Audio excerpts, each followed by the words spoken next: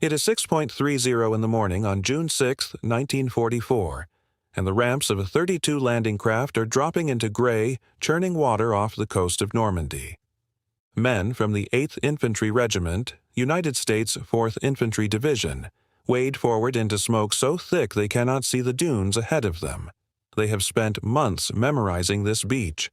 They know the shape of the church steeple at Sainte-Marie-du-Mont. They know the cluster of houses that marks the strongpoint at les Dunes de Varreville, bristling with German guns sighted to sweep the sand from end to end. They know exactly where they are supposed to be. They are wrong. The coastline in front of them does not match the maps folded in their pockets. There are no looming concrete casemates. There are no long fields of fire cutting the beach into killing lanes. Instead, there is open sand, low dunes, and a scattering of much lighter defenses. Somewhere in the crossing, in the confusion of current and smoke and shellfire, the entire first wave has drifted roughly 2,000 yards south of where it was meant to land.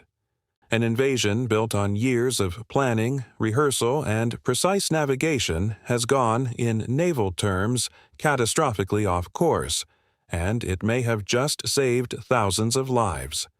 Brigadier General Theodore Roosevelt, Jr., 56 years old, walking with a cane, wades ashore with the first wave and works out within minutes what has happened. He does not send the men back into the boats to search for the correct beach under fire. He does not wait for instructions from a headquarters that has no idea where his men actually are. He makes a decision on the spot, one that will alter the shape of the entire Utah beach operation and, with it, help determine whether the western flank of the Allied invasion succeeds or collapses. This is the story of how a navigational error, born of tide and smoke and a lost handful of control boats, turned into one of the most consequential accidents of the Second World War, and why the beach the Allies actually captured was never the beach they had planned to take. To understand why an error of 2,000 yards mattered so much, you first have to understand what the Allies were trying to achieve on this stretch of the Cotentin Peninsula, and how little margin for error the plan actually allowed. By the spring of 1944, the Allied High Command had settled on Normandy as the site of the invasion that would open a western front against Nazi Germany. 5 beaches were chosen along roughly 50 miles of coastline, codenamed Utah, Omaha, Gold, Juno, and Sword. Of these, Utah was the outlier. It sat furthest west, at the base of the Cotentin Peninsula, separated from the others by the mouth of the river Vire. Its purpose was not simply to put men ashore, it was to open a route to Cherbourg, the deep-water port whose capture the entire logistical future of the campaign depended upon. Without Cherbourg, the Allies would be feeding an army of 1 million men through open beaches and temporary harbors, a situation nobody believed could be sustained for long. The trouble was that Utah's geography made it an exceptionally hard place to land. Behind the beach lay a belt of low ground that the Germans had deliberately flooded, turning fields into shallow lakes crisscrossed by narrow causeways. There were only a handful of these raised roads leading off the sand, and the Germans knew it. Every meter of open beach and every exit off it had been sighted, ranged, and, in places, mined and wired. The plan called for the 4th Infantry Division to land precisely opposite 2 of these narrow causeway exits, numbered 3 and 4, directly under the guns of a fortified strongpoint the Americans had labeled W5. Get the landing wrong by even a few hundred yards, planners feared, and thousands of men could be pinned on open sand with no way inland, cut down by defenses built for exactly that purpose. Making matters worse, the assault depended on split-second choreography that had almost no room for improvisation. Airborne troops from the 82nd and 101st Airborne Divisions were to drop inland during the night to seize the causeways from the German side before the seaborne assault even reached the sand. Naval gunfire and rocket-firing landing craft would drench the beach defenses in the final minutes before touchdown. Specialized amphibious tanks, the duplex-drive Shermans, fitted with canvas screens and propellers to swim ashore under their own power, would arrive alongside the infantry to provide immediate armored support. Every element depended on landing craft finding the correct patch of sand at the correct minute, guided by a handful of small control vessels whose only job was to mark the line of departure and steer the assault waves onto their assigned beaches. It was, in other words, a plan of extraordinary precision, executed by young men in flat-bottomed boats, in the dark, in a rising sea, under fire, with almost nothing left to chance. There was also a wider strategic anxiety hanging over Utah that made accuracy feel even more essential. Unlike the other 4 beaches, which sat relatively close together and could, in theory, support one another if things went wrong, Utah stood alone, separated by open water and marshy ground from the nearest Allied forces. If the landing there failed, or if the 4th Infantry Division found itself unable to link up with the airborne troops inland, there was no neighboring beachhead to fall back on and no quick reinforcement to call upon. Planners were acutely conscious that a botched landing on this stretch of coast risked leaving an isolated pocket of American troops cut off on the wrong side of flooded ground, exposed to German counterattack with no secure route of supply or retreat.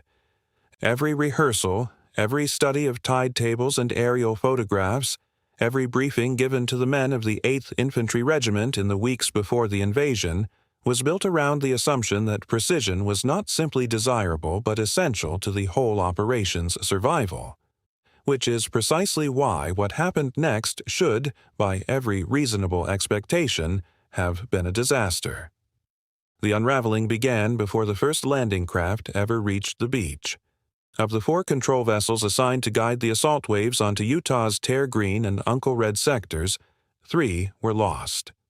2 hit mines and sank.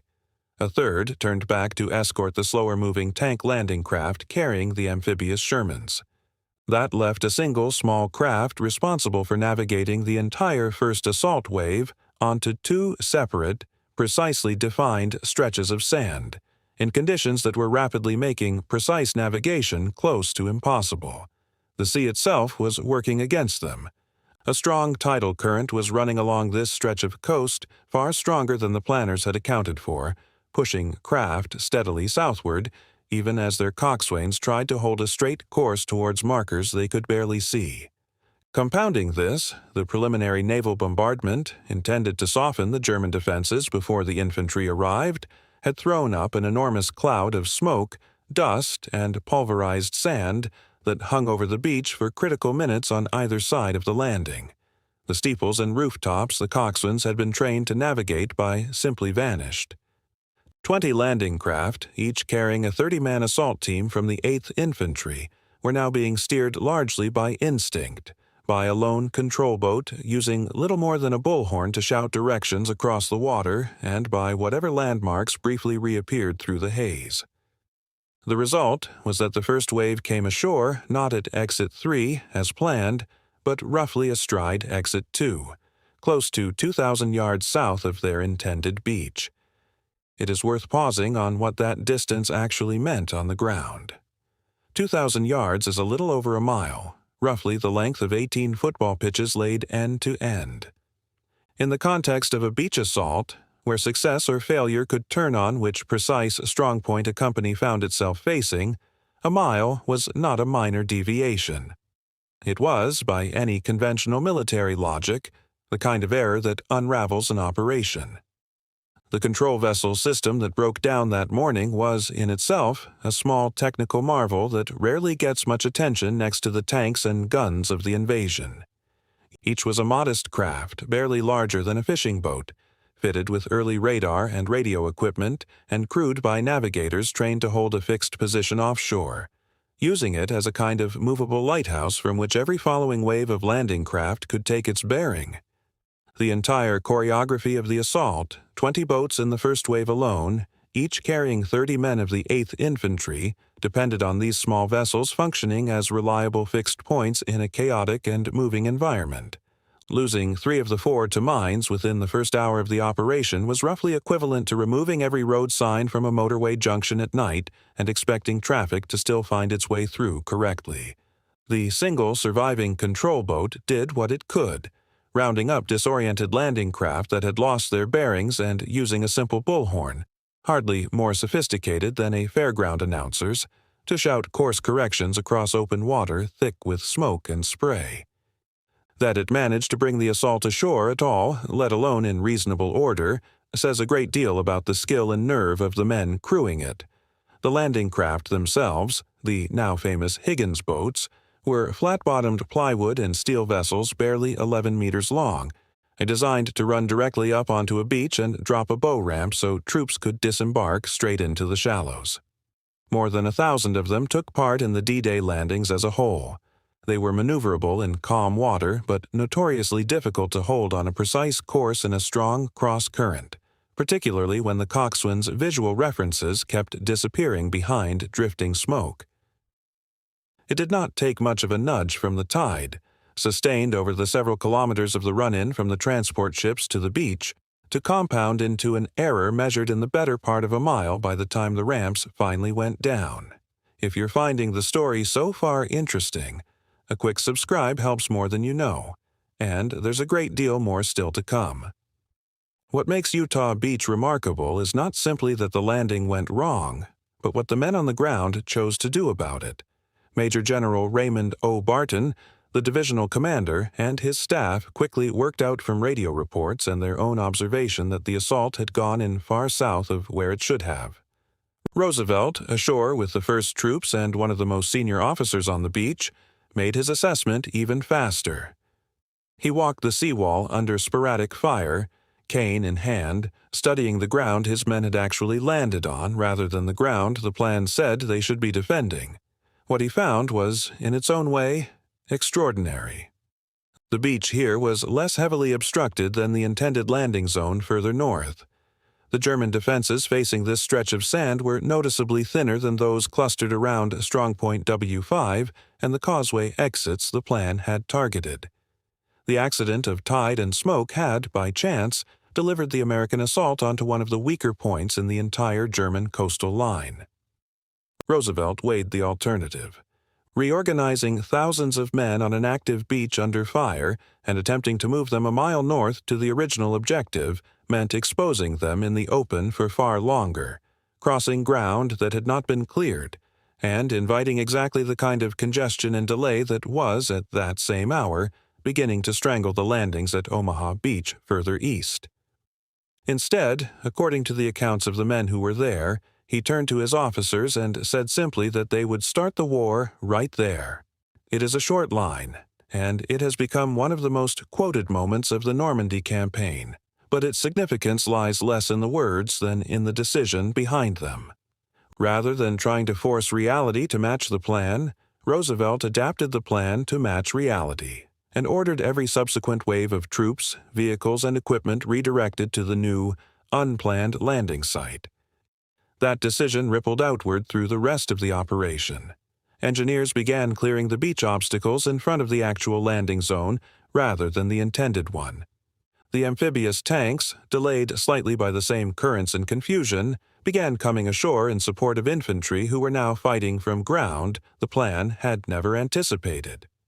Airborne troops from the 82nd and 101st, who had themselves been scattered across the Cotentin countryside by cloud cover and heavy anti-aircraft fire during their night drop, found themselves fighting to secure causeway exits that suddenly mattered in a different combination than originally planned. Remarkably, the scattering of the airborne forces, chaotic and costly as it was for the paratroopers themselves, appears to have worked to the Allies' broader advantage.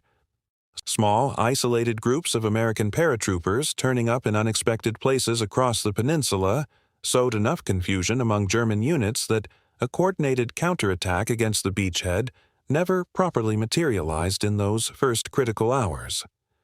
By the standards of the other invasion beaches that morning, the fighting at Utah was almost restrained.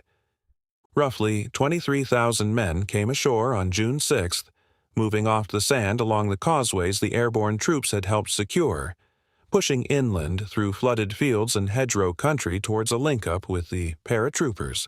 Casualties on the beach itself were comparatively light, on the order of a few hundred men killed or wounded during the landing, a figure that stands in stark contrast to what was unfolding at almost exactly the same hour some 15 miles to the east. At Omaha Beach, the plan had gone wrong in almost the opposite way. There, the landing craft found their intended beaches with grim accuracy, delivering American infantry directly into the teeth of German defenses that had survived the preliminary bombardment, largely intact, sited on bluffs that gave clear fields of fire across open sand with almost no cover. The result was some of the bloodiest fighting of the entire Normandy campaign, with casualties running into the thousands before the beach exits were finally secured. Where Utah's accidental drift delivered troops onto a weaker section of the German line, Omaha's precision delivered them onto one of the strongest. The comparison is not simply a matter of chance dressed up as strategy after the fact. Contemporary assessments and later historical analysis alike have pointed to the same conclusion. Had the Utah landings gone precisely to plan, striking the heavily defended strongpoint at les Dunes de Varreville exactly as intended, the outcome could plausibly have resembled Omaha far more closely than it did. It is also worth setting this against the German side of the ledger. Coastal defense doctrine along much of this stretch of the Atlantic Wall assumed that an attacker would land where the terrain and existing fortifications made an assault most predictable, concentrating strongpoints accordingly. That doctrine had no real answer for an assault that, through error rather than design, sidestepped its own strongest points. Nor did German commanders in the immediate area have the flexibility to reposition reserves quickly enough to respond, hampered as they were by the same confusion the scattered airborne landings had created further inland. In effect, the accident at Utah exploited a gap in German planning that no Allied staff officer could have engineered on purpose. The consequences of that morning extended well beyond June 6th itself. With Utah secured at comparatively low cost, the 4th Infantry Division and the forces following behind it were able to push inland more quickly than planners had dared hope, beginning the campaign that would, within weeks, cut off and capture Cherbourg, delivering the deep water port the entire invasion's logistics depended upon. The relatively light losses at Utah also meant that reserves and follow-up forces intended for the western flank could be committed to widening the beachhead rather than simply replacing casualties, a luxury the commanders at Omaha did not have in those first days. Utah Beach's story also became, in the years that followed, something close to a case study in battlefield decision-making under uncertainty, studied not for the brilliance of the original plan, but for the judgment shown when that plan collapsed. Roosevelt himself did not live to see the wider recognition this decision would eventually earn him. He died of a heart attack in France just over a month after the landing, and was posthumously awarded the Medal of Honor, the citation for which singled out precisely this moment on the beach, his calm reorganization of the assault under fire, as the defining act of extraordinary leadership. Today, visitors to the actual landing site, marked some distance from where the original plan intended the assault to strike, can see the ground for themselves, along with a museum and memorials that record both the planned objective and the accidental one, a rare instance of a battlefield honoring not the plan that was drawn up in advance but the improvisation that replaced it. What Utah Beach ultimately demonstrates is something that resists the tidy, forward-driving narrative most invasions are remembered by. This was not a triumph of planning. The planning, in the narrow sense of getting men onto the specific patch of sand chosen for them, failed almost completely. 3 of 4 control vessels were lost. The current pushed the assault a mile off course. Smoke blinded the coxswains at the exact moment precision mattered most. By any measure used to judge the plan on its own terms, the Utah landing was a failure before it had properly begun. And yet it succeeded, not despite that failure but in some strange sense because of it. It succeeded because the men who found themselves on the wrong beach, at the wrong hour, facing a defense they had not trained against, chose adaptation over rigidity. It succeeded because an aging brigadier general with a cane looked at ground that did not match his maps and decided the maps were no longer the point. 2,000 yards separated the beach that was planned from the beach that was taken. In that gap lay the difference between what might have been another Omaha and what instead became against every reasonable expectation, one of the more efficient and least costly major landings of the entire invasion. The war, as Roosevelt put it, started right there. Not where the planners intended, not where the maps said it should, but there, on an unremarkable stretch of French sand that nobody had chosen, defended by nobody's strongest guns, taken by men who understood that sometimes the wrong beach is exactly the right one.